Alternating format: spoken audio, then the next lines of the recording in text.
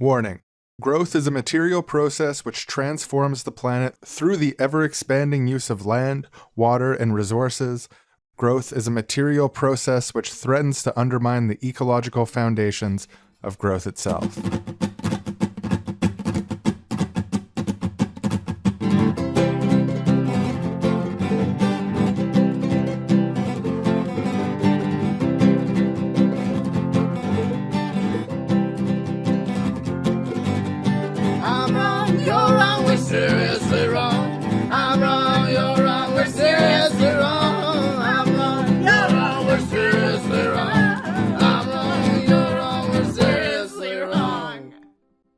Welcome, everybody, to the Seriously Wrong podcast.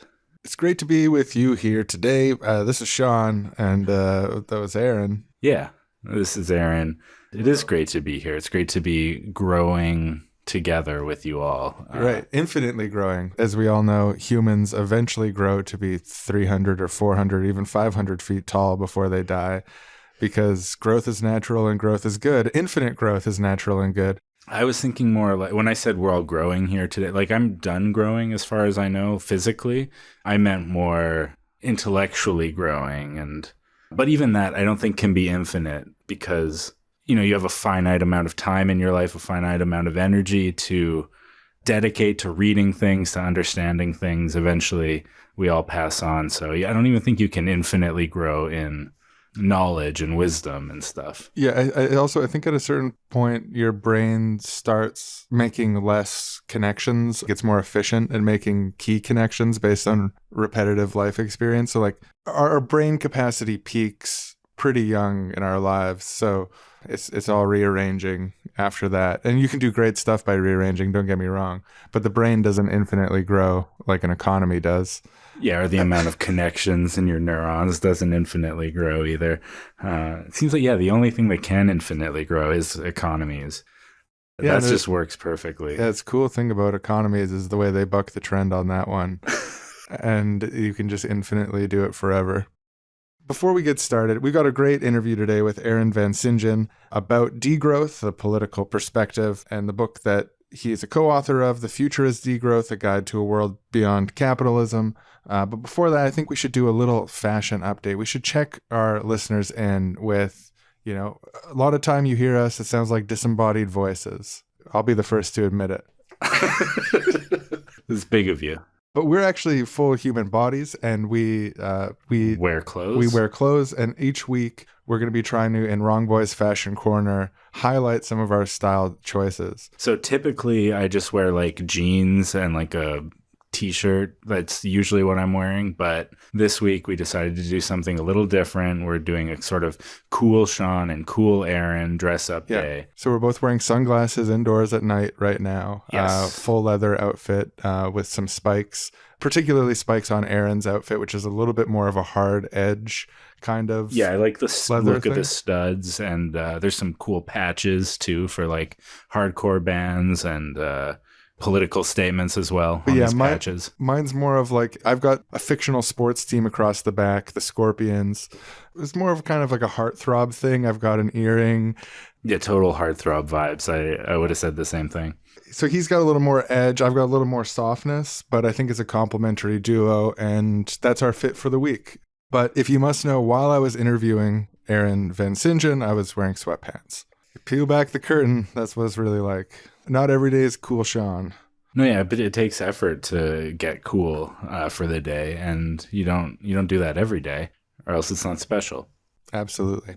So yeah, on the subject of growth, I mean, going into this, what were your vibes on growth and degrowth? There's a lot of misconceptions that exist around this field and debates that happen around it. I think, just going into this episode, I feel like I had a lot of the misconceptions already kind of dispelled over the years. But I'd say like a few years ago, my perception of degrowth was mostly negative, mostly associated, not like super negative. Like they have a good point about, I always kind of like the line, you can't have infinite growth on a finite planet. But I associated the degrowth movement with a kind of like downer, like, oh, we all have to live horrible lives from now on and just make things worse. And isn't that a great political movement? Let's make things worse for everyone because we have to. Support us. And I was like, I don't think that's a good pitch, and I don't think it's true. So I don't really like this idea. But having come into contact with more degrowth ideas over time, and especially now hearing this interview, I feel like I've been pretty well disabused of a lot of those perceptions. Yeah, one of the things that they quote in the book, there's a French degrowth slogan, fewer transactions, more relations, which I really like. In French is a little better, it rhymes. Moins de bien, plus de liens. If you have any critiques of Sean's French accent, please leave those in the comments. Thank you. I took a few years of French classes in Canadian elementary school, but I stopped taking them as soon as I was allowed to stop taking them, which I regret in retrospect because I could have landed that a little better. But fewer transactions, more relations. It's a really beautiful idea. The idea that degrowth is primarily about the economic realm of transactions. It's not about the realm of vibrant, rich lives with connections and links and a rich tapestry of things as part of the ideal life of the degrowth movement. It reminds me a lot of some of the things that inspire me in the realm of library socialism. So yeah, I feel like there's a lot of really interesting work under the banner of degrowth that's been done in thinking through some of this stuff. Whereas, yeah, like historically, I'd say I'd more come at it from a fully automated luxury communist perspective. I want a technological advanced future, where technology is used to the fullest ability possible to provide abundance for everyone to the highest degree possible. Like, I like Star Trek. The Star Trek vision of human destiny is great. Yeah. But I actually think that the degrowth movement is fairly compatible with the Star Trek vision of human destiny. Yeah, I feel like the more I've looked into both of those kind of areas, the more I've seen the overlaps. And I think in the past, my view of fully automated luxury communism was like, oh yeah, and of course we can also work within the bounds of sustainability and Buckminster Fuller, do more with less. I was like, that's all packaged into fully automated luxury communism for me. I have a very nuanced view of it, whereas my view of degrowth was a bit less nuanced. It was like, oh, they just want us to live in underground holes and eat gruel and worms from the dirt beside the holes, and that's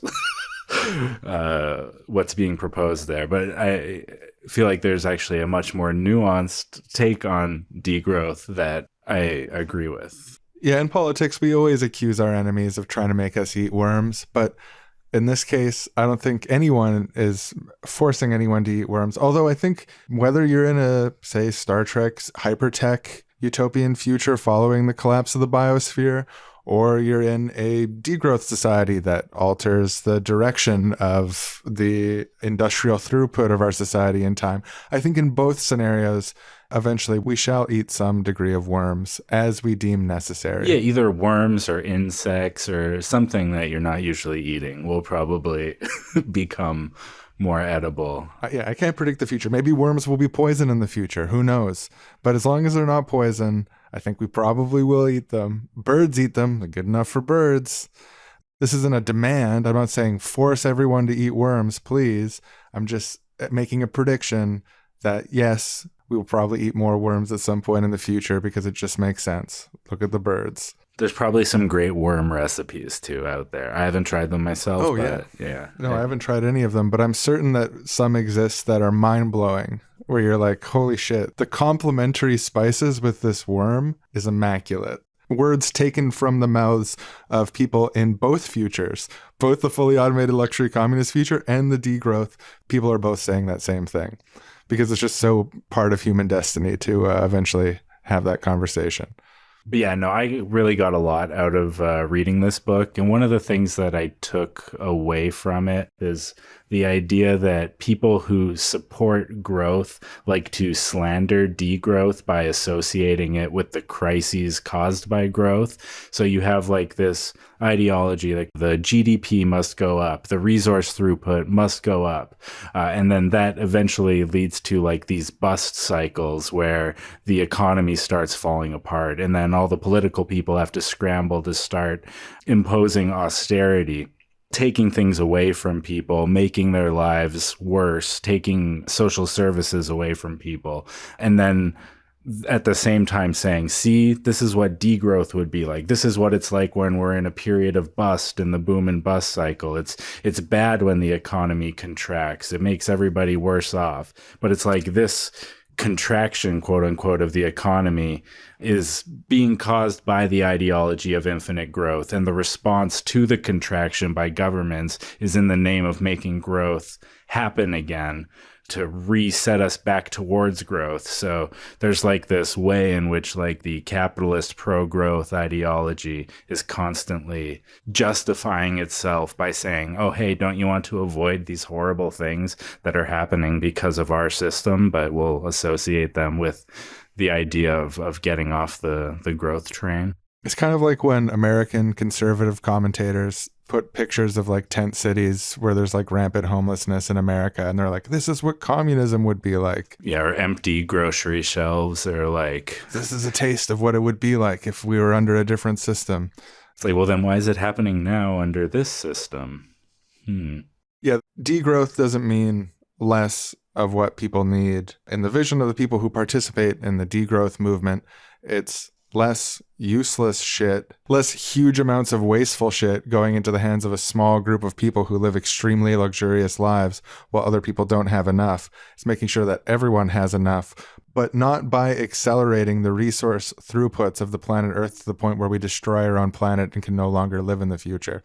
Because hey, maybe 3% growth is good right now for some Excel sheet that you're running. 3% growth, hey, that's great. But there's no growth on a dead planet, and if the entirety of the economic system causes all of the resource bases of the planet to be corrupted and everyone dies, well, there'll never be growth again, will there? So over the course of this episode, we'll be coming back to talk about the 7 critiques of growth from the degrowth perspective, and we'll be back at the end. We'll be answering questions like, can there be a degrowth spaceship? So stay with us. And oh, hey, before we go, thank you to everyone who donates to us on Patreon. It really helps us to do the show. And if you're not already doing it, why not consider $6 a month? That sweet 6 gets you access to the whole archive and bonus episodes. Yeah, we couldn't do it without you. I really, really appreciate that. Yeah, we're literally on our hands and knees begging you, please donate to our Patreon. Yeah, and we're getting a doctor to surgically insert more knees in our legs, to put extra knees in our thighs and in our shins, so we can get down on even more knees while doing our Patreon asks in the future. It's an experimental surgery, but we think it will pay off. Yeah, typically each human only has 2 knees, but we think that can change. Yeah, and it shows an inadequate amount of respectfully asking for donations. People will be like, well, sure, they're down on their knees, but 2 knees? We'd like to flip that whole thing on its head and get down on 6 knees each. I'm hoping as the years and the decades pass, we can have infinite growth in knees. I'm hoping to get down on infinite knees eventually. It's a beautiful dream. It brings a tear to my eye, and I'm going to have to stop recording now so I can weep in dignity at such a beautiful vision as infinite knees. So thank you for that. Yeah, and while we're weeping, head over to patreon.com/seriouslywrong and help make this vision of infinite knees a reality. And we'd like to surgically, in the future, get more tear ducts installed so we can weep with joy even deeper. We can only do that with your help, so thank you. Today's episode of Seriously Wrong is proudly brought to you by creating huge amounts of useless garbage and then burning it to pump up GDP numbers. Now, a lot of people out there are worried about the GDP. What if it doesn't keep going up? What if there's not more buying and selling happening? What if the line starts to go down? Well, we saw that problem, and at the same time we saw a solution. Creating tons and tons of useless garbage, not just the regular garbage that comes with normal buying and selling things, but extra garbage on top of that, and then burning it all. First of all, you're creating jobs in creating the garbage. Now, this is completely useless garbage. This is wrappers for products that don't exist, wrappers that are malformed, that couldn't even close if you wanted them to. These are tools that serve no purpose. toys that aren't safe to play with and easily break. I saw some amazing furniture that you could never sit on or use for anything, created by this trash department. So this is useless garbage, folks. And if that's not good enough, we bring in a whole second team of newly created jobs to burn it. That's right, set it on fire and send plumes of smoke and smog into our precious atmosphere for profit. As long as they're paid, it's part of the GDP. And we're going to achieve our 3% growth this year, no matter how many pieces of useless garbage we have to commission from raw materials and then burn to achieve it. When I sit outside of the trash burning factory and I see those plumes of smoke dampening the sky, it brings a tear to my eye. And not just because the smog is in my eye and it's like physically uncomfortable and making me tear up, which happens as well, but a tear of emotion because I know that the economy is growing, and then that's good for society. In the future, we might even be able to create jobs that are about removing smog from the atmosphere, or bringing extinct animals back to life, or making undrinkable water pure again. The sky's the limit, but we're starting here. I'm imagining a future where we're constantly polluting the water even more and then purifying it, all with unnecessary pollutants that don't even serve any other purpose. Today's episode of Seriously Wrong is proudly brought to you by creating huge amounts of useless garbage for profit and then burning it for profit to pump the GDP. Today we are joined, or I am joined, by Aaron Vansintjan, one of the authors of The Future is Degrowth, a guide to a world beyond capitalism, which was a really dense, stimulating book I really enjoyed reading with a lot of ideas and references, probably something I'll be returning to in the years to come. Thanks for joining us here, Aaron. You're welcome. Thank you for bringing me on. First, just at the top level, could you briefly summarize what degrowth is for people who might not be familiar with it, what it aims to do, and why? So the degrowth proposal, in short, is the idea that we can have a society that achieves well-being and does not necessarily depend on economic growth to do so, but which also necessarily must draw down on material and energetic throughput, i.e. the amount of stuff we use in the economy. The reason why we want to do that is that there's just plenty of evidence that shows that economic growth is highly coupled to the kind of environmental impacts that are leading us to ecological disaster. Also, economic growth doesn't actually map onto well-being. At a certain point, you don't actually get the benefits from economic growth. It just goes to the wealthiest people.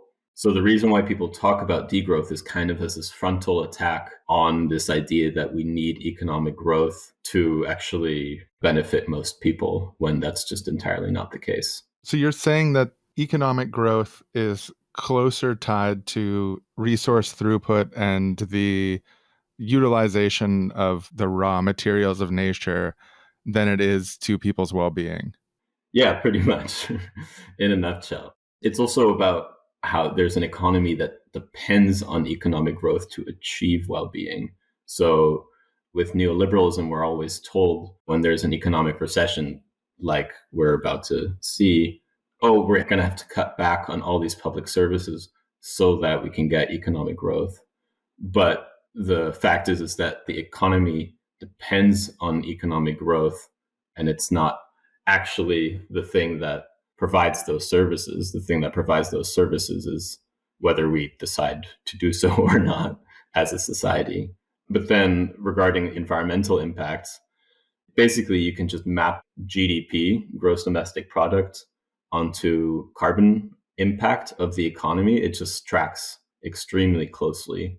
And then when there is variation, which we had for a little while, where carbon impacts in certain countries were going down relative to their GDP, that's just in no way fast enough to outpace the limits of climate change that we're seeing. So there's no evidence that we can depend on economic growth to stop climate change from its most serious repercussions. There's this old phrase, this kind of cliche phrase, you can't have infinite growth on a finite planet. And obviously there's an intuitive way that's true, but then also, is it maybe possible that you could have infinite economic growth by decoupling economic growth from the material throughputs and, for example, having more and more intense arbitrary financial instruments, or redividing and redividing the materials of the world to create that sort of regular 3% GDP growth that systems want to see? Is that out of the realm of possibility? There is a realm of possibility, but it's not our realm right now. It is possible that we could, let's say, if we do some crazy stuff, totally reformat the economy, then redefine what we mean by economic growth, and then build a society that has economic growth while maintaining in its boundaries. That's possible, but that's not this world right now. Right now, they're way too coupled. There's also another funny aspect of that, where there's this one socialist writer, Lee Phillips, who wrote in this book, Austerity Ecology, that... We had him on the show. Oh, great. Yeah. Years ago. Amazing. He's like, kind of to what you said, like, so here, let me prove to you that infinite growth is possible on a finite planet. If you have a ball and you keep dividing it in half and half and half, and you keep using each little half, you could continue to use that little ball infinitely. But that's essentially conceding exactly the argument of degrowth, because you don't actually have an infinite growth rate. Your rate is going down each time compared to the previous size of the ball. So infinite growth, what people mean by that is 3% each time. Compounding, which, you can calculate that out. If we have an infinite growth of solar panels, I don't know, within 50 years, we'll have way too many solar panels that we would ever want. You don't want an infinite growth of anything. Children, you want them to become adults and independent. Trees, you don't want them to become infinitely large. Even having infinite amount of hospitals would be kind of annoying. I don't know. It's just a weird idea that we should have infinite growth per se. I think we could talk about infinite flourishing or infinite betterment.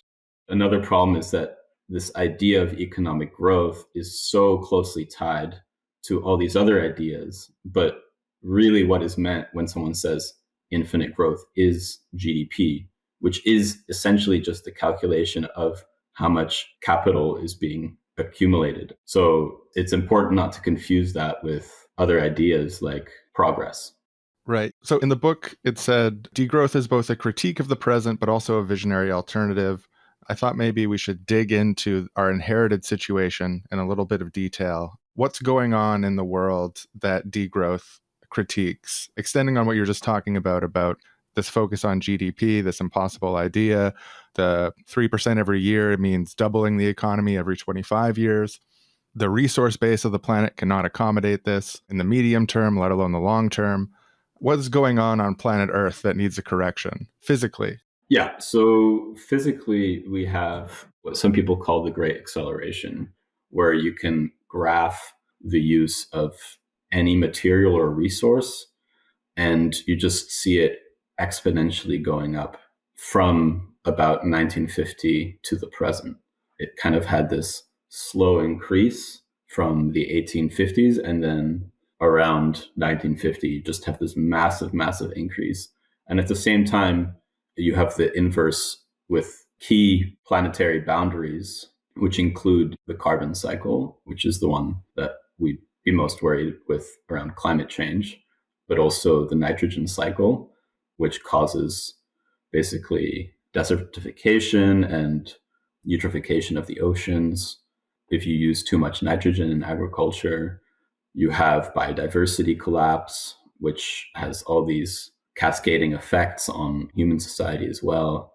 There's just all these kinds of boundaries that we're reaching up against and pushing beyond, which are completely proportional to that kind of great acceleration that's happening. That's kind of like the material facts that are happening right now.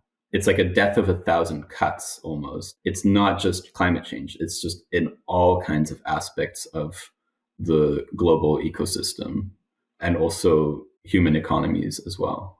If I remember right, there's something like, is it 7 planetary boundaries, of which we've passed 3 of them already? The original paper was 9 planetary boundaries, and I think 5 of them had been transgressed, and the other ones didn't look too good either, basically. So yeah, I got the, when approximating the numbers from memory, I came up with a much more optimistic scenario than what we actually faced. Yeah. We now go to the Ecological Critique of Growth sketch. Just another day as a growthist. I'm here to destroy the ecological foundations of human life. That's my job. How do you do, sir? Sorry, did I hear you talking about your job being to destroy the ecological foundations of human life? That seems a little bit harsh. It's part of growth. So it's important to the it's economy. About growth. Growth, yeah. We've got to double the economy every 24 years. Exactly, yeah. And, growth cannot be transformed to become ecologically sustainable, so it's just sort of part of my job to, growth in surface temperature, growth in ocean acidification, growth in carbon dioxide output. These are the kind of things that I oversee at my job. So wait, so all these things grow like year after year? They're always growing? Yeah, exponentially. Yeah, hopefully. Fingers crossed if I do my job right. Tropical forest loss, marine fish capture, going up and up and up. Sorry, maybe this is just like a beginner question or like a Probably. sort of goofy... But hey, we all need to learn. So. But isn't the natural world a precious, finite resource that infinite growth will necessarily spend its way through and therefore destroy the ecological foundation that the economic principles of growth are based on? Yep. Oh, okay. Yeah. So, hopefully before that happens, we head to Mars, or maybe we'll find tons of new planets. I bet Elon Musk will find a ton of new planets for us to move to, or we can grow out into the universe, or maybe even grow down into the Earth's core. I'd hope one day to grow into the sun if we figure out how to live there, but also destroy it somehow.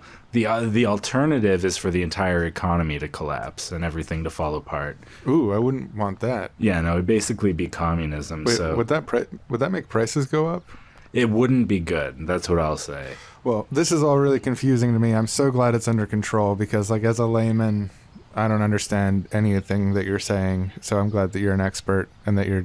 Sorry, what'd you say you do again? You destroy the economic or eco... Destroy the ecological foundations of the planet. So... Oh, okay, yeah, cool. Just imagine all resources being used up at an ever faster rate. Imagine landfills expanding and expanding to cover the surface of the planet. Does it pay good? Is it union? Oh, it's not union, but it does pay good, at least to me. Maybe I could get my son into it. Give him a little prodding. It's a really tight business, and you kind of got to know people. And we don't know each other that well before you get any ideas. He can try, your son, but, Well, he's just 8, so it would be in the future. Yeah, if the future still exists, maybe. Yeah, that's what I was thinking. Yeah. Okay, well, nice to meet you. It's a big if, but yeah. Nice to meet you as well. Always appreciate a curious mind about my work. He thought I had a curious mind. Well, thank you. You just made my day. And that was the Ecological Critique of Growth sketch.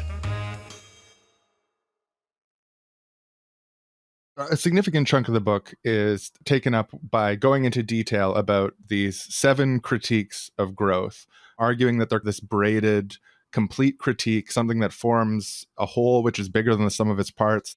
Degrowth brings together these 7 strands of critique on growth to form something that is really, really comprehensive.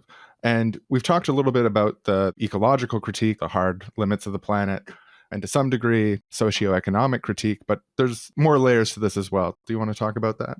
Yeah, something I really enjoyed about working on this book, and that kind of led me to become interested in degrowth, was that there is this kind of holistic approach to the problems we have. It's not saying this is the one problem that we have. There's a set of frameworks that are drawn on and brought together and braided together. And the one that draws people a lot to degrowth immediately is, I guess, the ecological critique.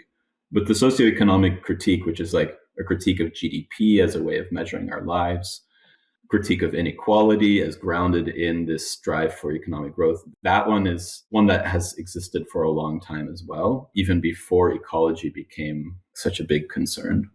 But there's other ones that I think are just as, or if not more profound. One that I really identify with is, I guess, the cultural critique, which really focuses on alienation that a society bent on growth induces in its subjects. So this idea that you have to constantly strive to better yourself, constantly work in order to get that thing that you're told that you need to get, not just pay your bills, but like the identity of yourself as being a productive member of society. And this kind of internalized competition where we're competing each other for resources, for time and attention. That's also part of the degrowth critique, that we're just always on this treadmill and that it doesn't need to be that way. Other critiques, there's a critique of capitalism, which we go through at length, so based in a Marxist analysis, but trying to also go a little bit further as well. A really essential one to degrowth is the feminist critique. And particularly here, we draw on the ecofeminist tradition, but also queer feminist theory and feminist Marxist theory, basically, which is pointing to that the problem of this economy is that it systematically devalues care work and also systematically creates this binary of gender, which then also includes a system of domination of men over women. So that one is extremely important for degrowth. One illustrative example of that is what's called the housewife paradox, where let's say you're an economics professor and you're a man and you have a maid, and then you're paying her for her work, but then you fall in love with her and marry her. All of a sudden, that work no longer is measured in GDP. Like, she is no longer valuable thing in the economy because she continues to do the same work, but she's not getting paid for it. So it's just kind of an illustrative example of the way that economic value is structured in this society. And then the two other ones are critique of industrialism and South-North critique. So industrialism, I think, it kind of goes into the ecological humanists, people like Murray Bookchin, Ivan Illich, Rachel Carson, people who had this critique of capitalist technology. It wasn't necessarily an anti-modern approach, and it wasn't a back to the land approach necessarily, though some of them did go that way. But it was really more of a technology is embedded in society, and it has its own kind of structural impacts on society. So it, like a car, for example, creates road infrastructure, and then that creates massive traffic deaths. And it also creates an alienation from our cities, where our cities become these sprawling suburban landscapes. So it's kind of a critique saying that certain kinds of technologies can be authoritarian themselves. And then finally, the South-North critique or international critique is that the growth economy, the capitalist economy, is based on exploitation of the global South and uneven development between poor Southern working class people and the North. That chapter is also the longest chapter and maybe the one that I would warn against the most, as it's a bit of a slog. I find it super fascinating. I love the braided metaphor for thinking about, like, actually, I'd say I was broadly familiar with each of these different things in different contexts, but seeing them all put together, I found it just like very persuasive as an argument for degrowth, as a political perspective to be integrated. Like, just seeing all this together and the way that it connects together. This chapter I found really, really persuasive, although maybe I did skim a little more or something because of the length of it. That's really good to hear. Because I found that chapter unwieldy. I could see a reader getting a bit lost, but it's really good to hear that it came across. I was really enjoying the book from the start, but I actually do think it was these 7 critiques of growth and seeing that little graph where there's like the 7 categories and their main idea. And I was like, holy shit, this is bulletproof. This is just like 100% correct. It made it fit in my brain as a total framework. That's amazing. That graph was actually like a total afterthought. It came in like the very, very last proof where we added it at the very end. So that's really good to hear. Well, it was a great addition.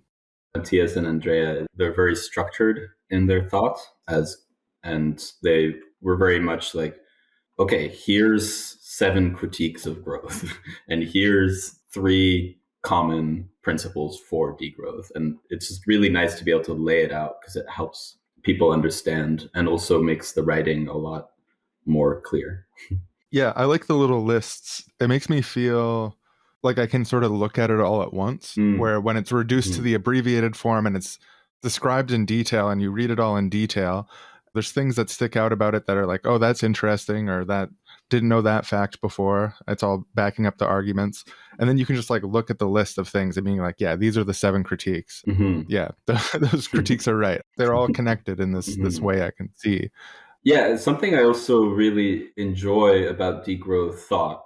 You could think of it as a tradition that has been going on since capitalism, but more specifically in the last 3 decades, it's really grown. Hypocrites, yeah. Right. What I really like about it is this kind of almost like ecological approach where many things matter. It's a kind of braiding of different ways of understanding together, not simplifying them. Yeah, that's part of what really resonated for me about degrowth in reading this book and seeing sort of the commonalities between things that we've talked about on the show or things I've thought about before, and like what a comprehensive and internally consistent politics aimed towards fundamentally transforming the world looks like. Something I'm interested in. And I feel like degrowth, or at least the depiction of degrowth that you and your co-authors bring forward, really scratched that itch for me. And like I want to integrate this understanding into my understanding of the world. Yeah, it was a exciting read in a lot of ways. And I feel like there's also references, things that are referenced, or other authors or thinkers that I want to like follow up with that are briefly mentioned in the book. That's really great to hear. We now go to the cultural critique of growth sketch. Hey, so you're probably wondering why I invited you out for a couple frappuccinos today. Hey, sit down. Great to get some time to catch up one-on-one. Just yeah, you look good, man. You look healthy. And, you know, I'm not wondering why. We're friends. I'm excited to spend some time. And, hey, if not frappuccinos, what are we going to do? It's not like there's public spaces in this society that aren't commodified. Am I right? Right, yeah. Yeah, it's a horrible thing. And, yeah. Yeah, that's the thing, actually, is that these little statements, these little asides that you're making. Oh, like that one I just made? Yeah, like the one you just made about common space. I got another one too. Don't you hate all the advertising up on the sides of the roads and the thing? I heard they want to put advertisements in the sky, blot out the night sky. It's horrible. Right. Well, I don't mind the advertising, actually. Really? Yeah, they're just being surrounded by like, should I buy this product? Should I not? It helps me make informed decisions as a customer. And like that's kind of why I invited you here for these frappuccinos. Oh. You complain about this stuff, but at the end of the day, you're happy to drink a frappuccino no matter how many ads for it you see. It's a little hypocritical. Well, I'd drink it even if I saw no ads, because frappuccinos are delicious. Well, how can I put this? The whole friend group / incubator is starting to feel like you're a little bit financial deadweight, you know? We're losing money by being friends with you because time is money. And we're not looking for pals. We're looking for business partners in the procurement of more and more revenue and money, growth for our family, for our team. Yeah, well, I have been going through a bit of a rough patch recently. You know, I have the health issues and the parents just died, bereavement. I've been going through a lot, so yeah, I haven't been super productive lately. And isn't it just like bad about society that you always have to be productive, that every relationship has to be seen as this investment, or I don't know, it's kind of crappy when you think about it. Yeah, I mean, some are born to grind and some aren't, and some don't grind.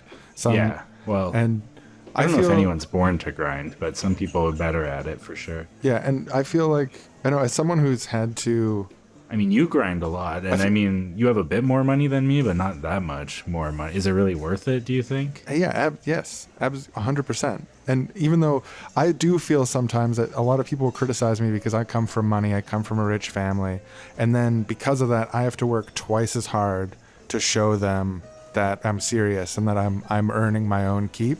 So as someone who has had to work twice as hard, I find it insulting when you're going around bringing this critique of growth-oriented capitalism in the incubator when we're all trying to work on projects. I'm just saying the culture seems... And you, like advertisements in the sky, it's like, okay, great. Unused space. Maybe one time my startup will be advertised in the sky. See, now this is something I feel like as friends we can debate, because I disagree. I value the stars. Well, I don't know how to say. This isn't a conversation between friends. This is a termination. You know, you're being terminated as a friend because everything I invest into these, like you are, whether you like it or not. I mean, look, we all have our personal opinions about this, but we are all means to each other's ends. And if you're not bringing back a return on investment, then I just like spending time with you all. That's the only return on investment I need.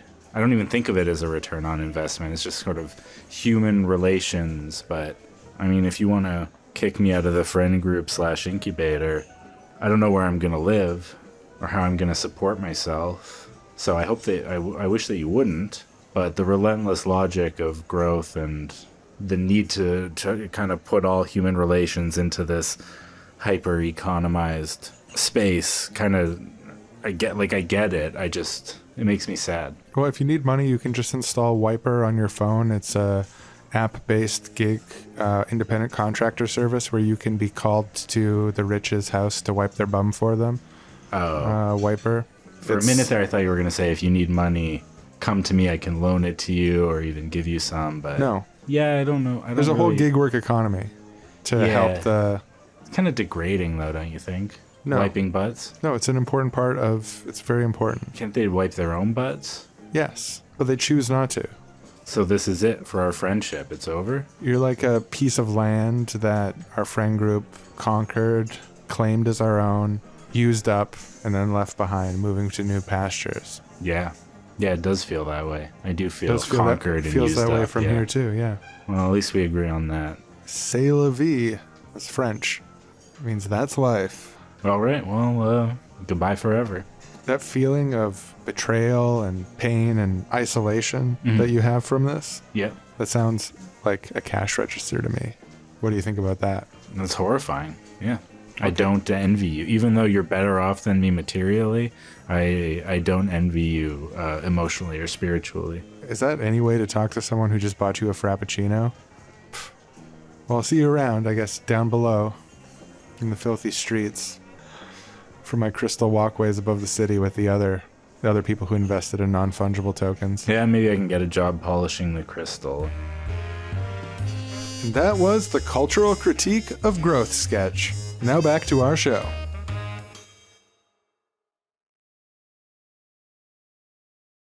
On the cultural critique, if someone is experiencing 3% personal growth every year, does that mean that their personhood has doubled in 25 years?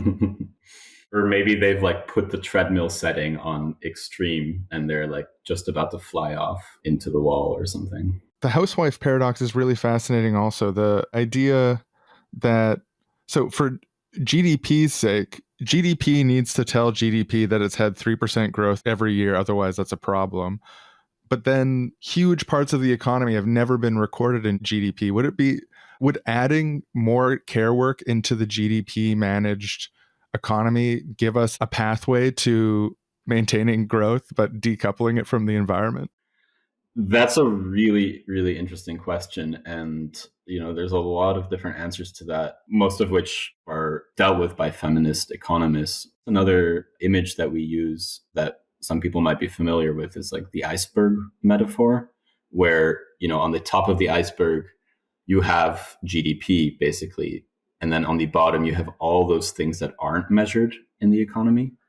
Now, should we just expand GDP to measure them? I think the problem is that the commons, the economy of childcare, of taking care of each other, of supporting each other, mutual aid, like those things are by nature impossible to measure, or at least impossible to quantify and aggregate into the representation of money. So economists talk about that they're incommensurable. Like you can't add these up and then say, these are worth this much. How much are honeybees worth to us? People try to do that, but like, does that really work? Then there's the kind of other side of it, which is the wages for housework movement as one example, where people said, well, if these things aren't paid, then you should pay us for it.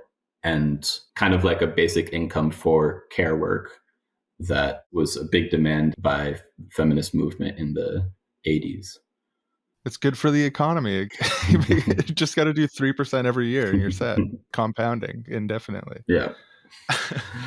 In the book, you talk about different diverging currents within degrowth, and there's like a variety of influences, and there's also commonalities. Like I remember there was something about a study or a poll of people who are participating in a degrowth conference, and there was a consensus around that, around some of the very basics of what degrowth stands for and why. And it was broadly like an environmental justice, decrease the impact on the economy, et cetera, et cetera. But then there's also sort of divergent currents within that. What differences exist within the degrowth field? Yeah, so just to back up a bit, I think, people say degrowth is this, degrowth is that. Degrowth is this huge, it would be saying like the left is this or the left is that. I think degrowth is a small part of the left, but there's still a lot of differing opinions in there. So this one study was a survey of 2,000 conference attendees that Matthias, one of the co-authors, was part of. And people were basically on the same page about capitalism being the problem, the necessity of social and environmental justice. But then there's like, people who are like pro-technology, people who are like more back to the land, people who are maybe more focused on kind of like financial policy kind of stuff. Like, oh, if we just reform the banking system. And then there's people who are like way more from a social movement background and are like, we need to build mass working class movements. It's a pretty broad field. And I think it's important not to say, oh, degrowth is inherently anti-capitalist. What we try to do in our book is argue for why it should be. Right. So like the far boundaries of degrowth as a movement or ideology includes a variety of answers on some of these specific questions. What are like the limits on that? When would you not be degrowth? What would someone have to do that would be like, that's not degrowth anymore? Yeah, that's a really good question. And basically, there's just a consensus of racism, white supremacy, misogynistic ideas. Those just never have space in any degrowth kind of gathering.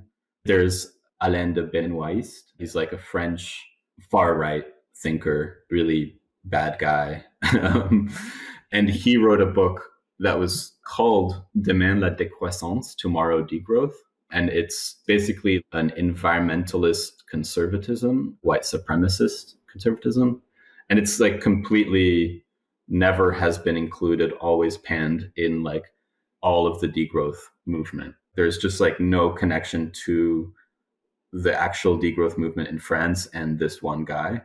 But it's important to be clear that there are people, like, for example, in Italy, there's also some troublesome connections with the degrowth affiliated movements and the emerging far right, as there has always been, in a lot of movements from socialists to ecological movements. And that's something that we argue has to be continued to be guarded against. And we have to have like a firm position on these kinds of things. For the degrowth movement that generally has consensus around racial, economic, gender justice, and so on, what are the defining aspects there? What do people focus on? Are there principles for degrowth that we can use as the sort of spine, the backbone of our thinking?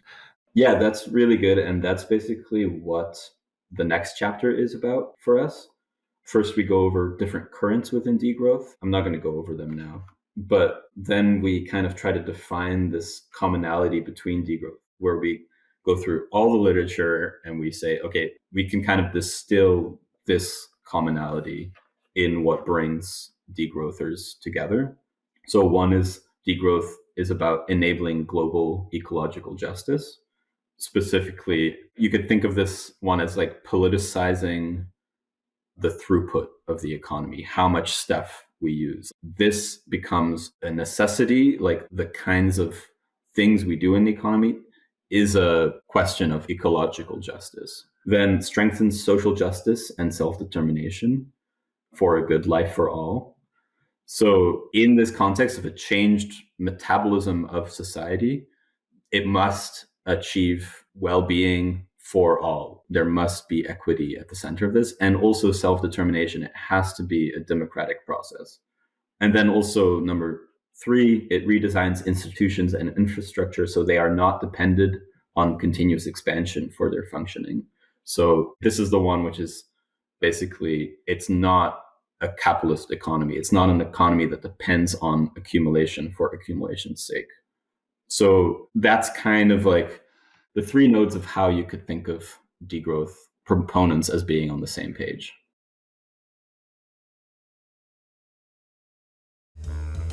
We now go to the old feminist critique of growth sketch.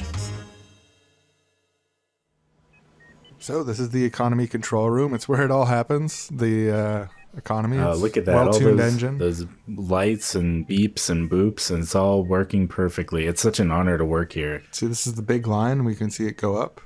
It went up. Beautiful. It happens keeps every time. going up. Ooh, wow. What a great first day on the job. Oh, wait, what is that sound? That doesn't sound like a good sound. Is that normal? Economy General, we've got an uncontrolled paradox at sector A7. An uncontrolled paradox? Here, let me bring this up. Run diagnostics. What's going on here? Oh my god. So it looks like someone has made a mistake here. There is a housewife who also works as a maid as her day job, and she has been assigned to work at her own house. So for the purposes of the economy, it's not clear whether it should be recorded as part of GDP or not. It's a classic housewife paradox. Oh, no, yeah, right, because if you're cleaning your own house as a housewife, that's not part of the GDP, but if you're a maid, it is. Then, oh, no. Here, let's see if we can get this. Let's just get New York on the line. Hey, New York, we got a uncontrolled housewife paradox in sector A7. It looks like it's spreading. It's causing an economic paradox. Oh my god, that line is almost leveling off. It's not going up as fast anymore. At New York, the line is leveling off. It's not necessarily going up or down. Oh my god, and there's another alarm. Spread to sector A5, sector A4, sector A3. New York, this is out of control. Can you copy? The paradox is spreading. They did the housewife paradox. Everybody knows it's a basic part of economics that reproductive labor is not included in GDP. What were they thinking sending her to her own house? Oh, it's just such a basic mistake. This might be the big one. And on my first day, too. This is horrible. Is there a way we could shut it all down or reboot or... No, okay, that alarm means the economy is fully collapsing right now. Everyone, the economy is fully collapsing. Get to your escape pods. The big one is here. Here, come with me, kid. Escape pods this way? Heck of a first day, huh? Yeah, I couldn't have imagined. I assumed it would all just keep going up and up forever. But it's the most stable system possible, but it's also prone to complete collapse. A lot of people that hear reproductive labor and they think that it just refers to like reproducing, like having kids and raising them and all that sort of stuff. But it's actually something wider. I mean, it doesn't include I remember that. this from the handbook. Yeah, it's not like that's part of it, but it's not. It's one of the things we don't value. I mean, unless they're a surrogate who's being paid to have a kid by some rich people. Of GDP. That makes line go up. Yeah, exactly, but not just a housewife. I don't get why this is so hard for people to understand. It's like... But, anything that's involved in the reproduction of everyday life, the doing of dishes, the cleaning of spaces, the creation and recreation of domestic environments. I mean, the whole economic system relies on that, but it also relies on it being made invisible, devalued, and something that's sort of out of the economy, as they say. Yeah, it's kind of beautiful in a way, the way there's that dividing line and everything below the line is invisible to the GDP. It's brilliant.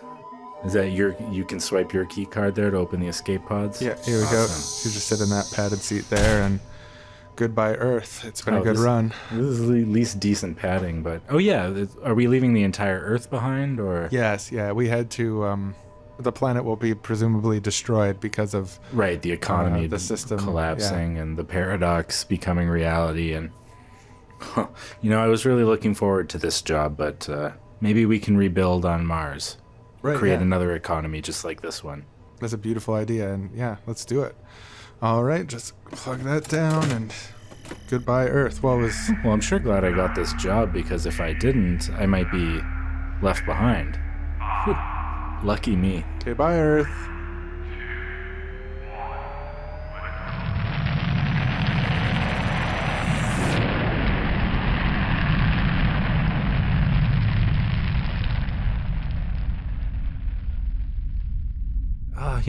From this distance, it's kind of beautiful up here. You can't even see that the economy is crashing.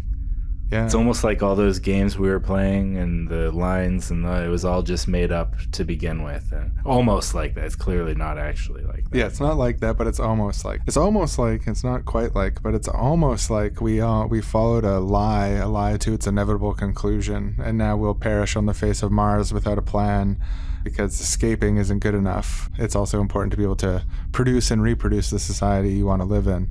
But it's not that, but it's almost like that. Almost, yeah.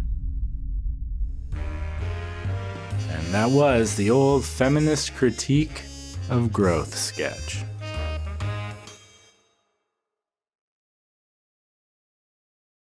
On our show, we've talked about this idea or set of ideas called library socialism, which basically the nucleus of the idea, and it's built on ideas from a variety of contexts, but namely like Murray Bookchin, David Graeber, Inventing the Future, some other Marxist books. And the nexus of it is something that in your book, it's referred to as convivial technology, social technology for the purposes of public abundance. We're focused on the metaphor of the library. And thinking about libraries in the way that there's a social abundance created without the need to produce. You can have 1,000 people read a book without having to produce 1,000 books.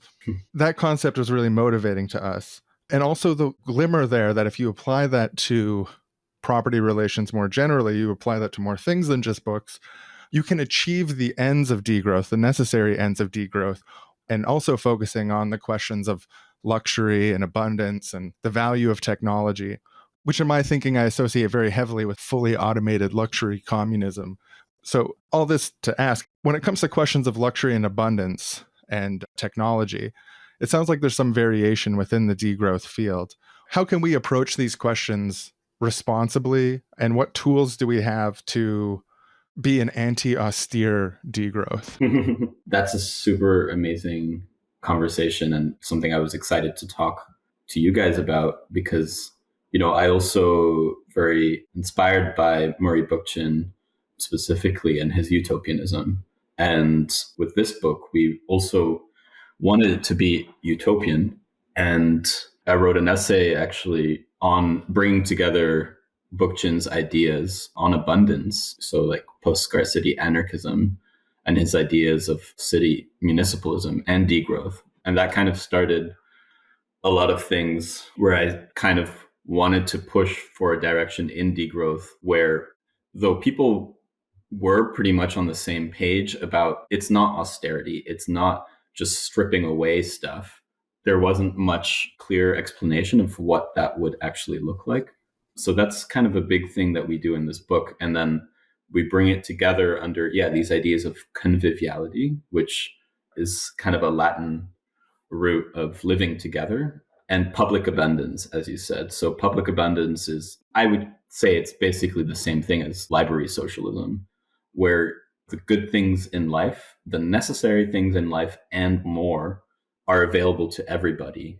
So you have libraries for everything. Like you could have a library for bicycle trailers. You can have libraries for tools to fix stuff. You can have libraries for food, basically a cafeteria, so that the basic things are just accessible. And what this would do is it would deprivatize wealth. It would make it so that wealth is for everybody. And I really like this term library socialism because it's a metaphor in itself. It helps you think through. But when using the term public abundance, it was like really in reference to a lot of this literature on, like, for example, communal luxury or, luxury communism. The term luxury, I have like some personal problems with it because the definition of luxury is that some people have it and others don't. Right. But, it's a bit of semantics, but like that's how it's used. It's like the question of whether there should be no kings or every person a king and queen or Yeah. non-binary royal. I don't know if there's a name for that. Andre Gortz has this amazing line where he defines luxury as something that is an exclusive thing. So like no socialist would ever say that everyone should have a beach house by the sea, or like everyone should have a limousine. No, like socialism is about reimagining what wealth looks like and ending the class structure. So in the proposals of the book, we have this whole chapter on what public abundance would mean specifically in different areas of life. And there's a lot more to be filled in there, but what we were trying to push for was filling in this understanding of degrowth not as austerity, which a lot of people accuse it as being, but as something that would actually look like wealth in common for most people, and then probably look like austerity for the very rich. Yeah, I really like the term convivial technology. I've sort of struggled before with how to describe. I've always wanted to use social technology, sounds too ambiguous, but like the things that we create together through common understanding that relate to how we configure how people relate to each other and in what context. There's room for technological innovation in there that isn't necessarily like gears moving on a clock or something like that. You can design or think of or experiment with frameworks that, to use a computing metaphor, the source code of social interactions in an institutionalized way. And I feel like convivial technology is a really good term to talk and think about that realm. Yeah, so that's based partly on Ivan Illich's work, where he talks about convivial technology. And then also Andrea, her research is really about this, where she tries to develop some metrics of how could you assess technology that is convivial? Like, what would be some ways of assessing different technologies and whether they actually encourage us living with each other?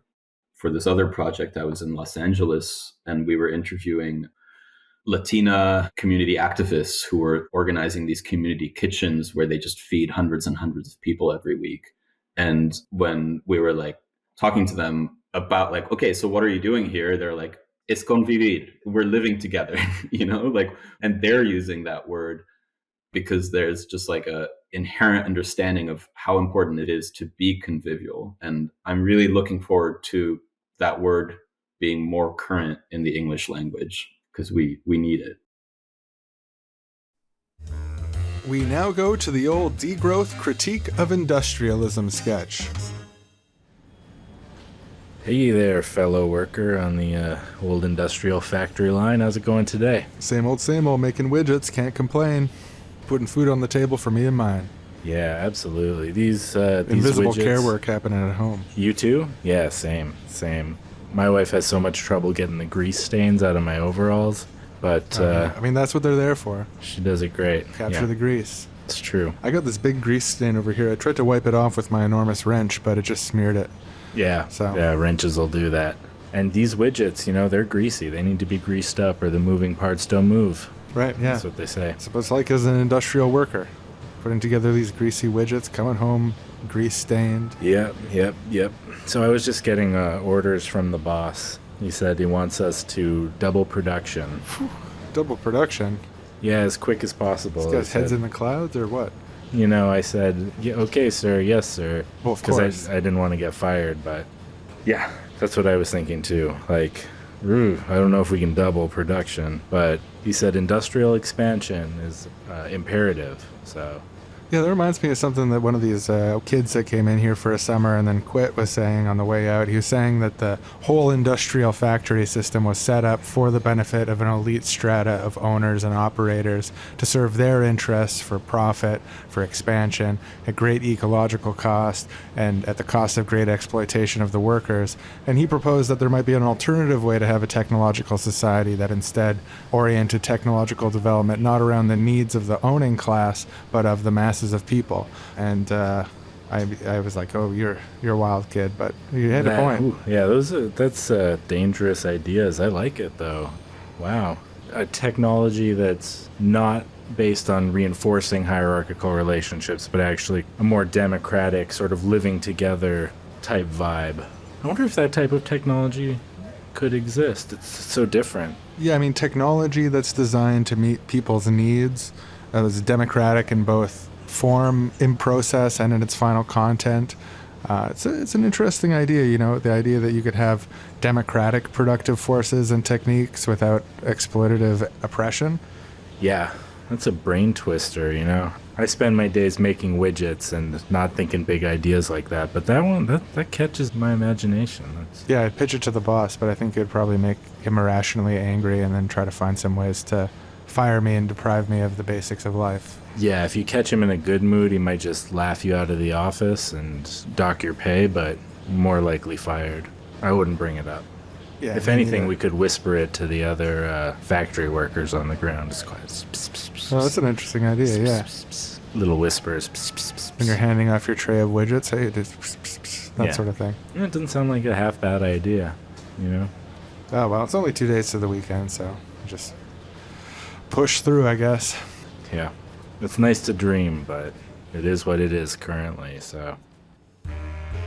And that was the Degrowth Critique of Industrialism sketch. And now back to our interview. There's a section of the book, there's this systematic overview of these different potential pathways towards degrowth, where convivial and democratic technology is one of the headings. And another one that I found very fascinating from that section is the concept of democratizing social metabolism.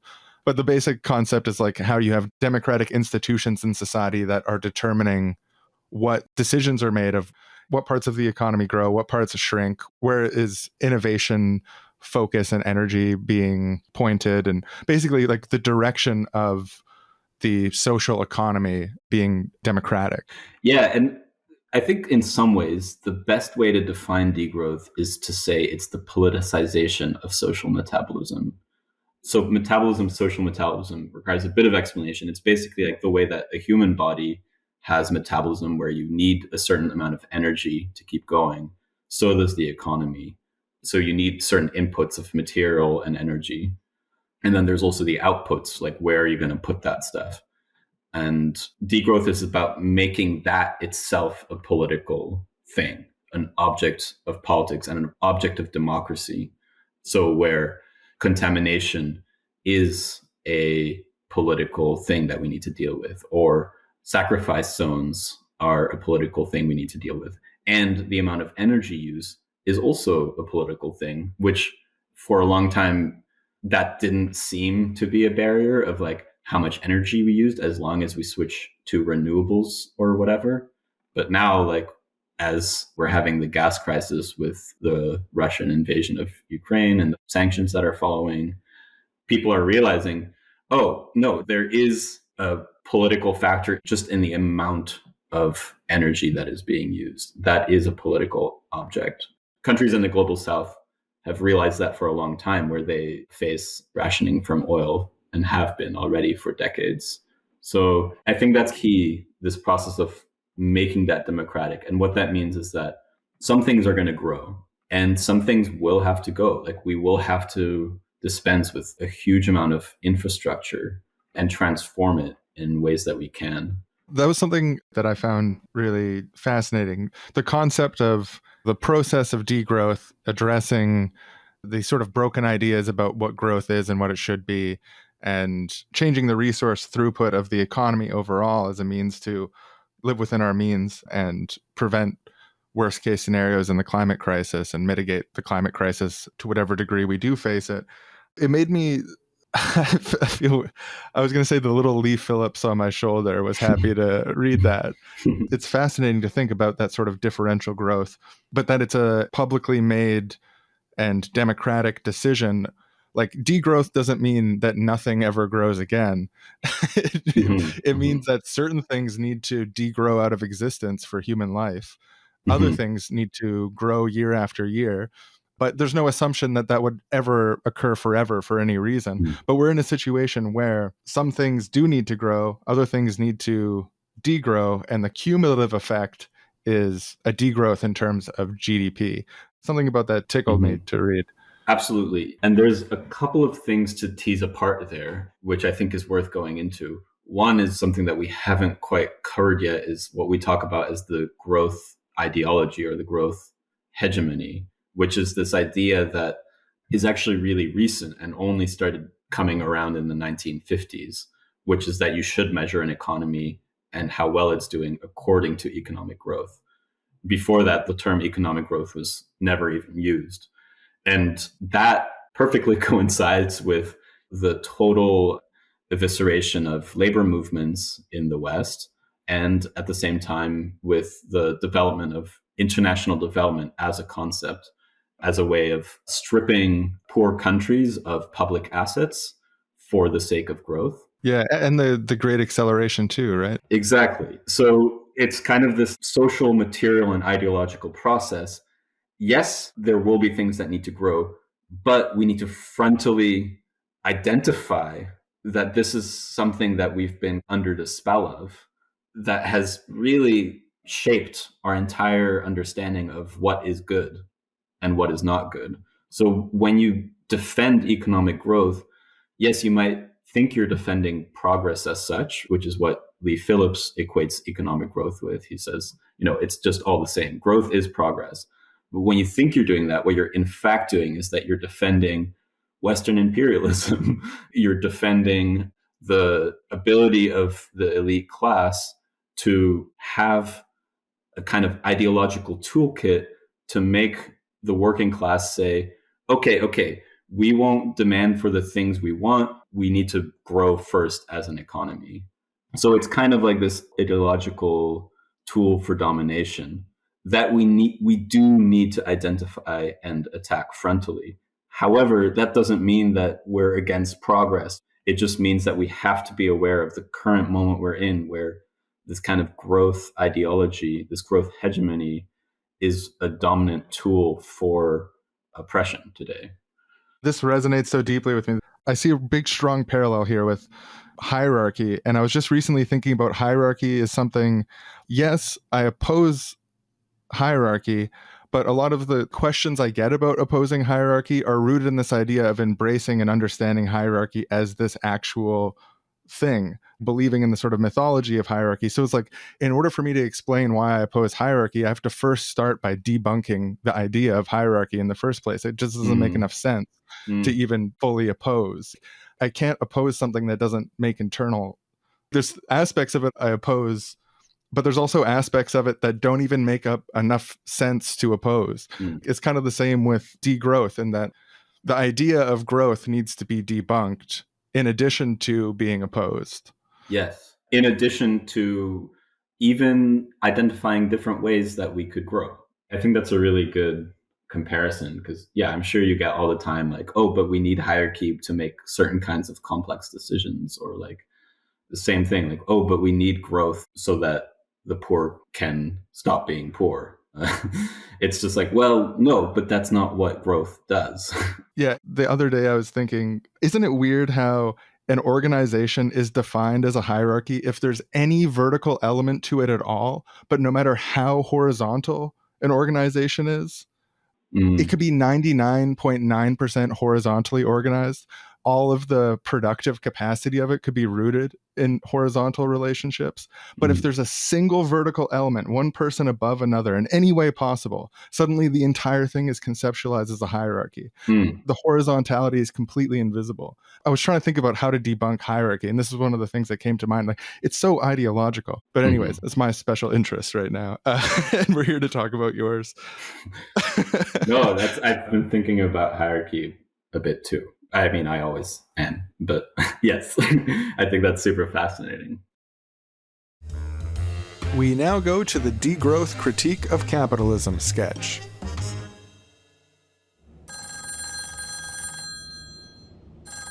Hello, Spensworth. Who's calling? Hi, Spensworth. It's me, Bysworth. Just checking in. Why are you calling me? I just wanted to let you know that I've been continuing my process of accumulation, converting raw materials through exploited labor into possessions for me, and I've been accumulating quite a bit in our little competition.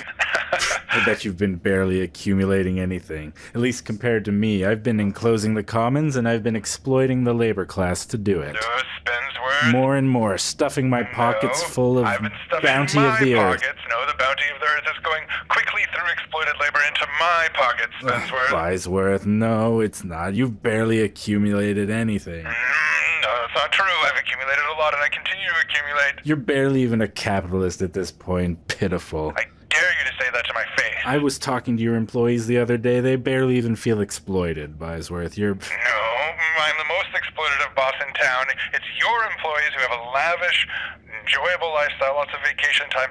They cheer you as the greatest boss of all time. Your pockets aren't even bulging. My pockets are bulging, sir, and bulging with the natural resources of the earth accumulated through exploited labor. No, to increase my Weisworth. power in the market, yes, to increase my power. The inherited resources of the planet are in my bulging pockets. Then Your you... piddly little pockets would be bulging even from the smallest token of the raw resources I have the biggest of the world. pockets. No, you don't. My pockets are enormous. My You pockets... should accumulate some bigger pockets. I've had to sir. have more and more pockets. These pants are nothing but pockets at this point, filled with the slips from the banks, of the accounts and the stocks and all the things that I am. No, my pockets are deeper and they're more stuffed yet.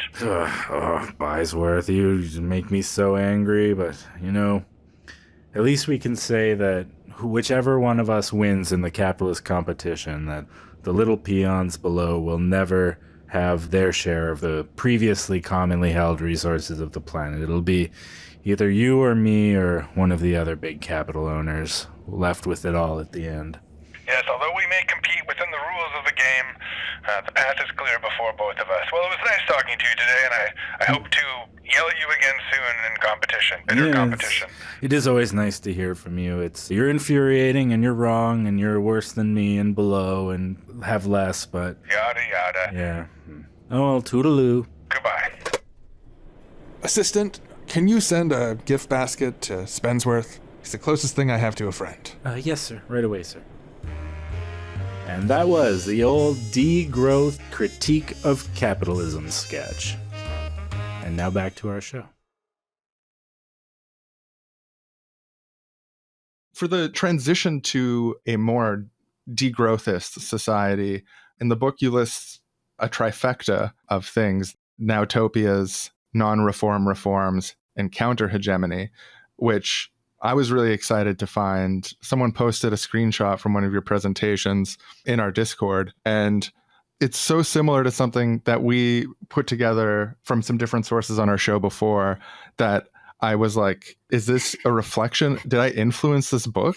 But it turns out that no, it actually is influenced by Eric Olin Wright, who wrote a long time before we pieced this together in our Library Socialism and Complementarity episode. But yeah, I was like, holy shit, yeah, like degrowth is awesome. They agree. They agree. And they've even described it better with more references. So what are nowtopias, non-reform reforms, and counter-hegemony, and how do they work together to bring about a more degrowth future? Yeah, so nowtopias are basically things that exist in the present that are utopias in the now, that kind of provide a vision and an example of what an alternative could look like. And I've been seeing this critique go around where people say, oh, that's extremely naive that you think you could just expand nowtopias and then somehow some things will change. But we really focus on nowtopias as what Barbara Maraca, a German philosopher, calls the education of desire. Let's say like some revolution occurs and then people are like, okay, we took over the state, we took over the government. What now? They're just going to turn to the institutions that they know to replicate those in maybe a better way. If they don't have any examples of things that worked better, then it's just going to be bullshit again. So really, a nowtopia is about encouraging the imagination of something that could be different. How could things function differently? And that could be from you realize at your community garden that you can actually really work well together and navigate this little plot of land together collectively. Or it could be a bike sharing system, or it could be a system where you get free public transport in your city. It's like, oh, wait, we could just do this? The other one is non-reformist reforms. And this is a term by André Gortz, who's a French philosopher. It's kind of like people say, oh, that's just reformist. It's not going to change big things. But a non-reformist reform is something that is a kind of policy that actually opens the door to cascading change. So like the classic example here is basic income that a lot of people will be familiar with. But the one that we really like and focus on is basic services, which connects to the kind of public abundance idea and library socialism. So it's like if you just take the necessary services out of the market and make them available to everybody, housing, healthcare, it opens a lot of political space for everybody. And then the last one is counter hegemony. And you could also think of this as, in Eric Olin Wright's terms, like a ruptural strategy. This is the one where without social movements, none of those other things are really going to work. Without actual people power, which can refuse, let's say if like Bernie Sanders becomes president when he's 100 years old or something, even so, he might be awesome, but that doesn't matter because you still have like all this entrenched power that he would be up against. You still need people power to kind of pressure not just politicians and corporations, but also to create dual power outside of the system so that there is this form of power and agency that people have, that we actually have some agency to be able to push certain things to be made to happen. So counter hegemony could include like education and blockades of crucial fossil fuel infrastructure and labor strikes as well. Yeah, I really love the idea of, in Utopias, the idea of like prefigurative practice, or even to some degree, I guess, non-reformist reform practice, being a means to stimulate imagination and stimulate desire for better, to give people an appetizer for a social revolution. Yeah, and you hear this all the time where leftists and socialists, they're like, we just need to promise people all these nice things in our party platform. But anything happening is inadequate. Yeah. And it comes from a good place, but I think they're coming from a good place where they're thinking, oh, we need to promise people all these things, but people don't vote for nice things if they haven't seen what those nice things are or that it's even achievable. Most people do not trust politicians. They don't trust the government. But if their basis of life is different, if they have examples of alternatives where they live in their day-to-day life, they might see that it is possible to have universal basic services, or it is possible to have universal basic income. Otherwise, they might say, no, that's just another empty promise from another shitty politician, and my life is never going to change. I think it is a good thing. I mean, we can find plenty to criticize about the masses of people's opinions and how they relate to the world. But I think it is kind of a good thing that in general, people want realistic proposals that they can think about what it would take to see through. The sort of popular demand for not just a perfect platform, but rather people vote for the politicians that they think have a pragmatic chance of winning. They tend to, right? There's limitations and issues with that way of thinking if it shutters the imagination or makes people not want to think about better worlds or to think about radical possibilities. But it is kind of like a good thing if people demand from political figures some sort of accountability, realism, proportionality, and so on. If just saying the best thing possible made everyone back you to do whatever you want to do, it'd be kind of a wild system. Yeah. I was wondering if you have thoughts on the strategic benefit of using the word degrowth. So like the argument I can think of against it that I sometimes sort of see is that it's somehow like alienating or creates misconceptions. And there's alternative frameworks or frames which to some degree talk about the same thing, but not always. Like green growth or growth agnosticism is more often the one that's ideologically close than green growth. Green growth is kind of worse, but growth agnosticism is another rhetorical frame people use. You could also think of something like alter growth, similar to alter globalization. What strategic or rhetorical benefit do we get or not get from using degrowth, do you think? Yeah, this is an amazing question. And it's the one that kind of like titillates me the most because the same kinds of complaints come up again and again. I just keep seeing people now that, we put out this book, you just kind of see more people come out of the woodwork and say, I'm from a marketing background and you really need to rethink this word. I don't think it will sell. It's just not appealing enough to people. You need something nice and positive. Or it's like, have you considered doing some focus groups on which word you want to use? It's just funny to me because that's just not at all the goal here. If we wanted to, we could be like, we are for a perfect socially just world, and we could call it something like socialism. But that's not really what we're trying to do. I think of the word degrowth honestly more as like it's a bit of a meme, a mimetic word. Some people it rubs the wrong way, then they react to it, then more people hear it, then more people talk about it. And when you read something convincing about it, then it's like fun to tell your friends, like, exactly, this degrowth thing. And they're like, degrowth? What? Exactly. Isn't growth good? Yeah. Yeah. So it's like, how can we get a word that travels really well, partly because it's easy to misunderstand, but also partly because growth is something that we need to frontally address. Like I wrote this article with my friend Sam Bliss in 2015 called Degrowth is Punk as Fuck, where we're like, okay, so there's all these people who accuse degrowth as being too negative, but look at all these words that were positive and look at how they were completely co-opted, like sustainable development, green growth. You could just list a bunch of them. They just became part of what everyone was advocating for, because how could you say no to like, oh, we just want nice things? Even the word buen vivir, which is like sumakase, which is from indigenous movements proposing like an alternative to extractive development models in South America. Buen vivir, which is like good life, has been completely co-opted. There's even like a Coca-Cola advertisement saying buen vivir. So that's one positive thing. In the article, we said that little D is a middle finger to the establishment. It's just like a little fuck you word. I like that about it.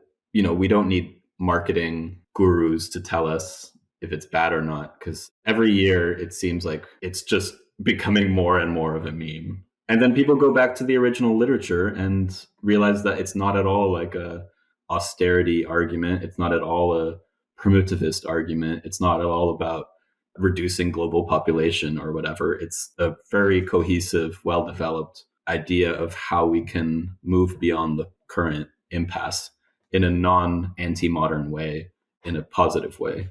I was imagining a future where Coca-Cola's hand is forced by mass public sentiment that they must include a commitment to degrowth in their investor meeting plans and their marketing.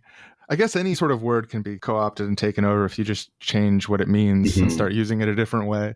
But yeah, no, I like that about degrowth also. In the current moment of it being, it's a provocative word, but also it's an analytically concise word, I think, too. It's not just some arbitrary term. The name really does get at the point. It's like an analytical term. I would assume it's an analytical term before it's a communicative term. Like, it wasn't designed with like, how are we going to run a PR campaign for these ideas? It's like the terminology co-developed in grappling with the external world.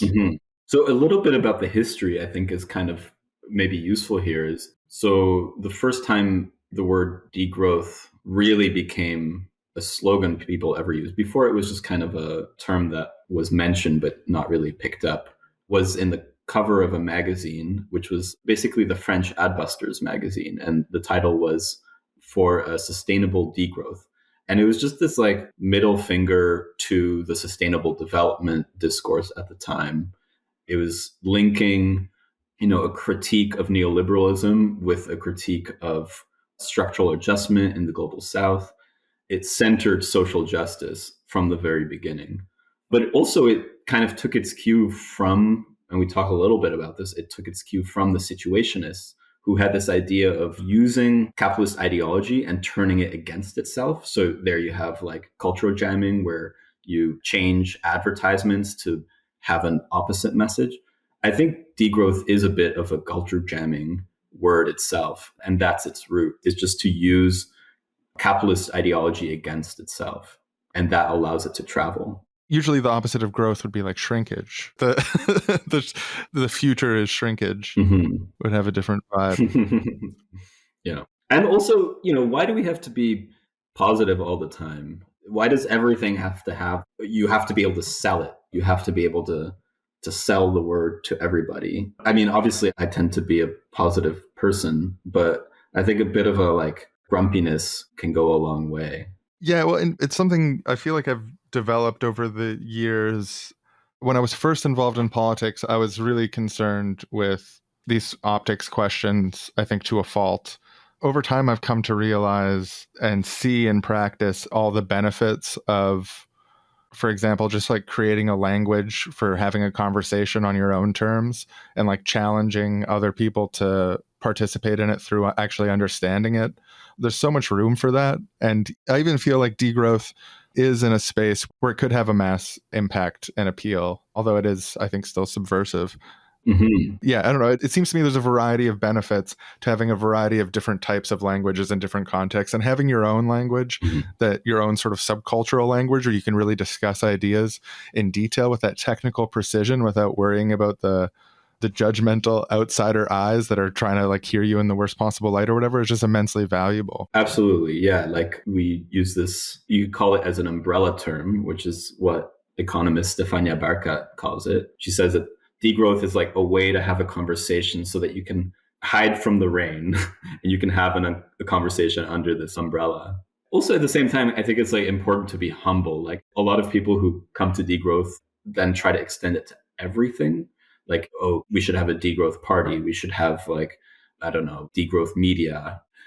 What we say in the book is we don't necessarily think degrowth will need to be the rallying cry or the thing, the social movement. But we think that the arguments within degrowth and that degrowth has cultivated over the last few decades should be integrated into a general left perspective, and hopefully let that kind of provocation continue. But I think it's important to let it have its place amongst many other movements and concerns. Yeah, no, I appreciate that. There's this sort of weird meta ideology where people sometimes are if we find the best label to identify as, everything will fall into place. And then, yeah, you set up the political party and it's we're the good guys party, and the good guysness of the party makes everything work perfectly. And they don't run into any of the issues of exercising power and so on. Yeah. As long as we just develop the perfect platform that's the most appealing to as many people as possible, we're going to win. Yeah. And unlike the people who use term Y, us people in X truly realize and so on.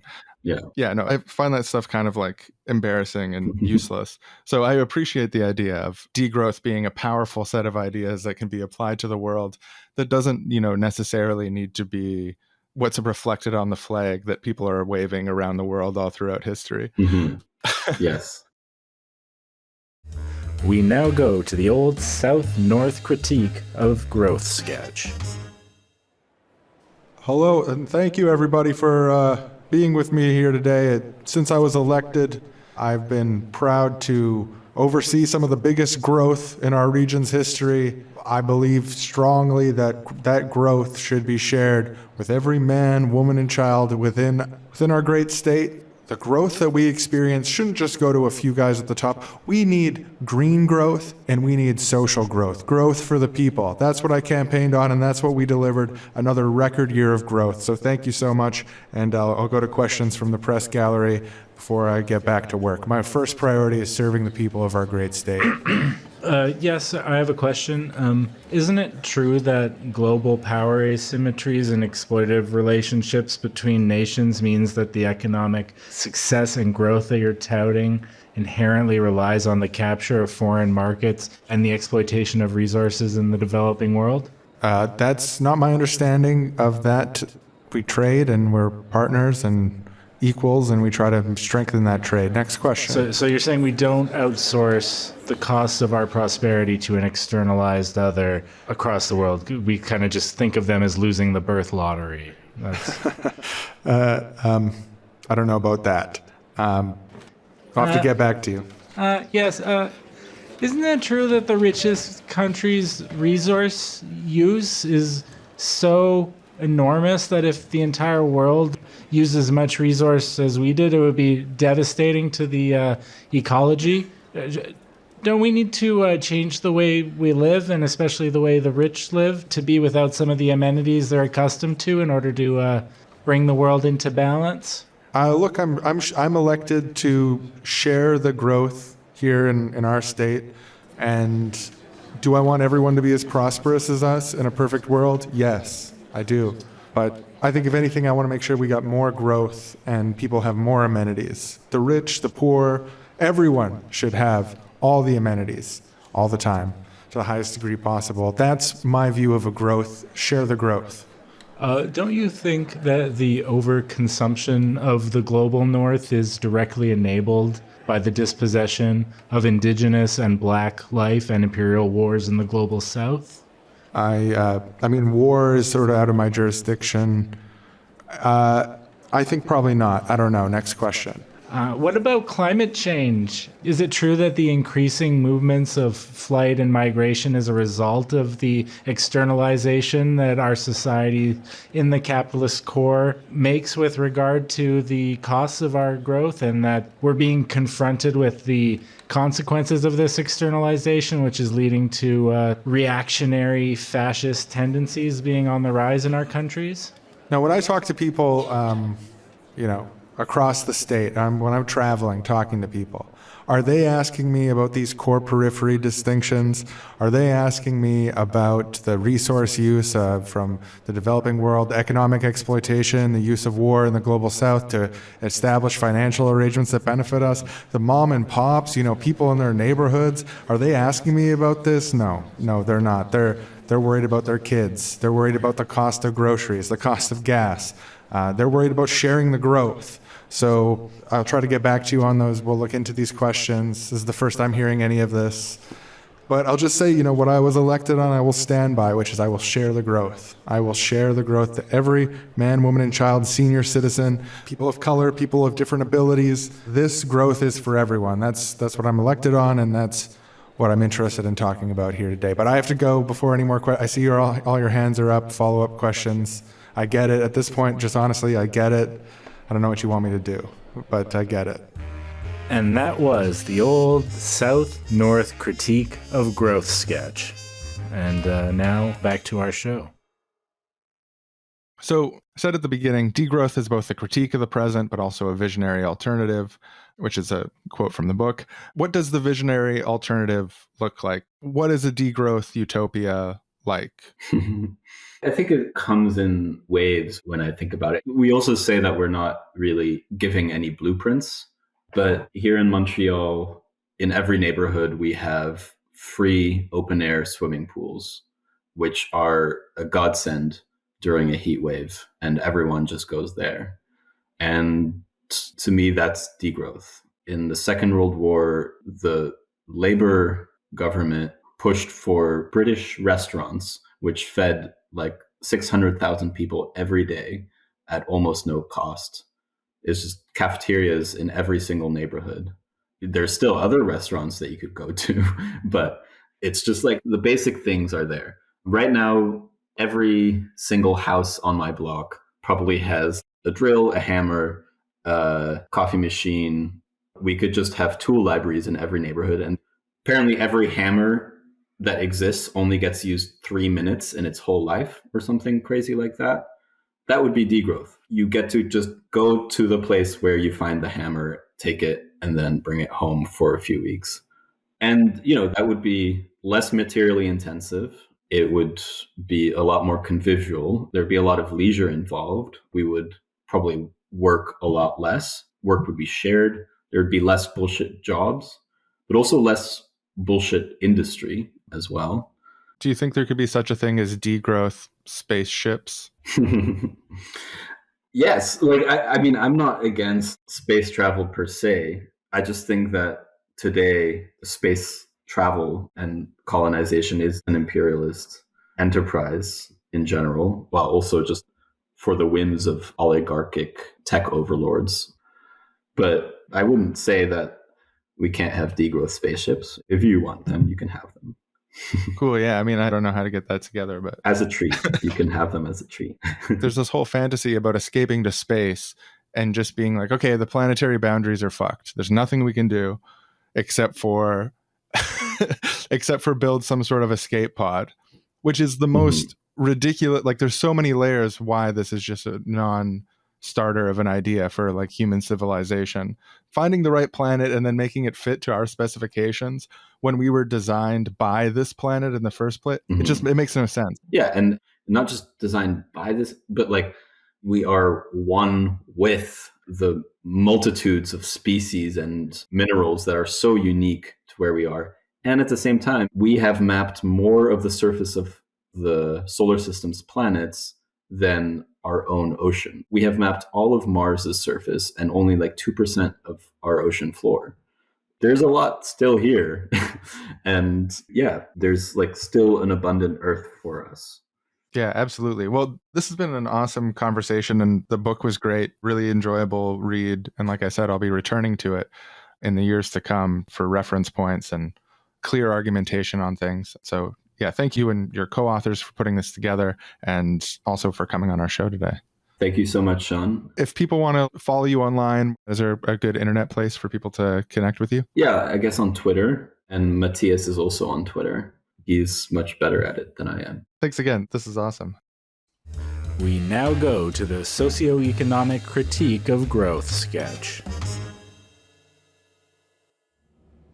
Mr. President, sir.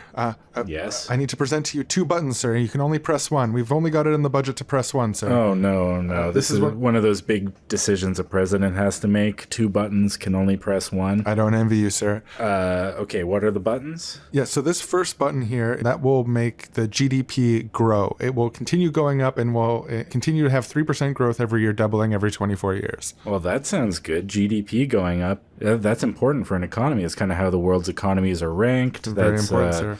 Yeah, that sounds amazing. It's a great button, sir. I'm excited for that button. I'm leaning towards it, but what's the other button? The second button, sir.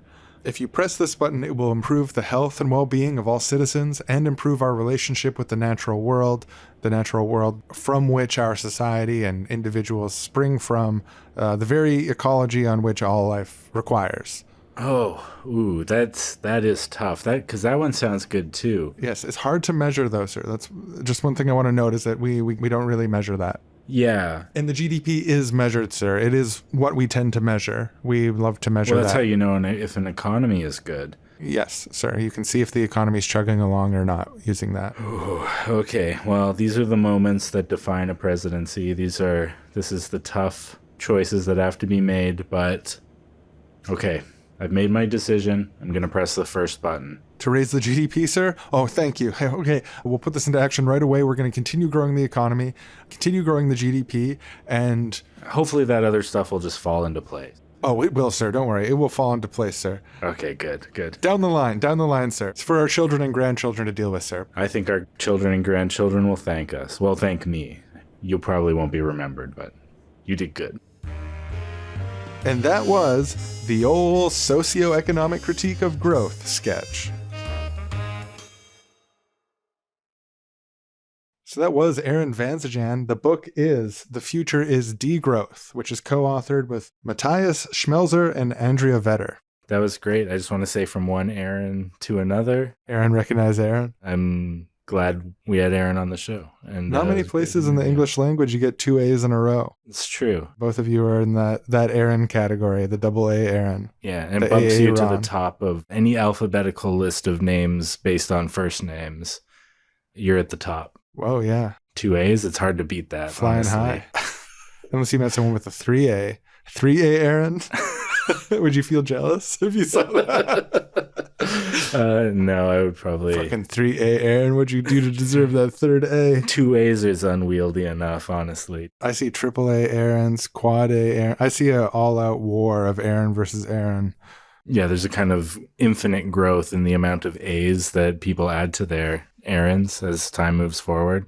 A few generations from now, it's at 100 A's. It's not a sustainable thing, folks. We got to cut down this growth of A's. There's only so many boxes on forms. We can't fit that many A's. Maybe someone else will be the top of the alphabetical list arranged by first name. Maybe you just have to deal with that. So yeah, that was a really great interview and book, like really threaded together, braided together all these different things that are floating around in my head into a more comprehensive whole critique of growth and then strategy for how to respond and reforming society to be ecologically sound. It's really inspiring and cool. Yeah, I particularly like the term social metabolism and the framing of social throughputs, resource throughputs that our society is utilizing as the metabolism of the social organism of our society. I feel like that's a really intuitive and interesting way to think about what our society uses, what we're taking in, what we're giving out at the end, and like how to make the outputs of our society useful inputs again at the end into an ecological web with the natural world and human society. Framing it as this naturalistic process of metabolism, I feel like, is a potent metaphor. Yeah, and it feels closer to what's actually happening than when you sort of like break it down into all these different economic terms and processes. People talk about the marketplace in this very naturalistic way, even though it's socially constructed and maintained through like legal mechanisms and stuff. People often use the market metaphor for the natural world, despite markets being this sort of construct. And this is sort of like the opposite, looking at the realm of production, which is typically considered part of markets or best understood through markets. And instead of applying like an ecological or biological metaphor for it, it clicks for me too. Yeah, and the economic or productivist, or like it often ends with the consumption of a good, the idea that, okay, and then people consume the good and that's it. But when you think about metabolism, consumption is part of metabolism, but it's not the whole thing. The resources and goods we're using don't just end when we consume them. We have to think about what to do after that. It's a whole circular process that incorporates more aspects than just imagining that there's this consumption endpoint where the resource circularity ends. Yeah, it's funny how in like the storybook version of production and capitalism, you're sort of alluding to with the like, it's consumed, like the end, the product is consumed. Then the garbage man is paid to come and pick up the garbage. And he brings the garbage to a specific place called the garbage dump. And the garbage stays there forever. And we keep adding to it forever. That's the story. They don't say that part out loud, but that's just it goes to the garbage place and it just keeps infinite on growth of garbage dumps until the whole world is a garbage dump and all the resources have been consumed. And that's it. They're in the dump now. The marketplace is so incredible at meeting needs that eventually someone will be paid to take the garbage from the garbage dump and put it in space, put it in the moon, put it in the sun, something like that. I don't know. The market will figure this sort of thing out. It's really funny to me how the Richard Scarry book version of cartoony world, the official canon of capitalism is that the garbage just keeps piling up. And then eventually we'll innovate how to deal with it. You know, we'll figure it out. That's canon. That's capitalist canon for what happens to garbage. It just goes there. There's a lot of great stuff in this book, more than we could get into, even if we made this episode the longest episode we've ever made. If we kept infinitely growing the episode. But just for your thought and your reflection, they propose 6 transformational changes to the economy. I'll just go over them quickly and we can talk about them briefly here. Democratization of the economy, redistribution and ensuring of social security, the democratization of technology, the revaluation of labor, including the valuing of care labor and the reduction of work hours, democratization of social metabolism, that is, creating democratic processes to determine what to produce and why, and what to stop producing, what areas to grow and what areas to shrink. And 6, international solidarity, which would include any sort of measures that help close the gap between the rich world and the developing exploited world. Those are the 6 broad categories they use to describe transformational changes. I find them very intuitively appealing and interesting, and they go into them in a lot more detail in the book. But we like to near the end of the episode bring in some positive things on the horizon. And I think the degrowth perspective does have some really beautiful utopian vistas of what is possible as an alternative to this growth-based, world-destroying system that we've all inherited. And we don't need to defend. We can just work to recreate it better. It's a fixer-upper. It's a dump. Yeah, I want to degrow the landfills, the dumps. Yeah, you want to shrink them? Shrink them, exactly. I'm an anti-garbage extremist, and I want to shrink all the landfills of the world. I believe in the future there will be no garbage. We have a quote from Noam Chomsky, friend of the show, from the book. Yeah, our sort of parasocial friend. He doesn't know he's our friend, but we think of him that way. Yeah, we've listened to him a lot, read his books and stuff over the years, so I feel like I know him even though he doesn't know who I am. And when we asked him if he could come on the show, he said probably not.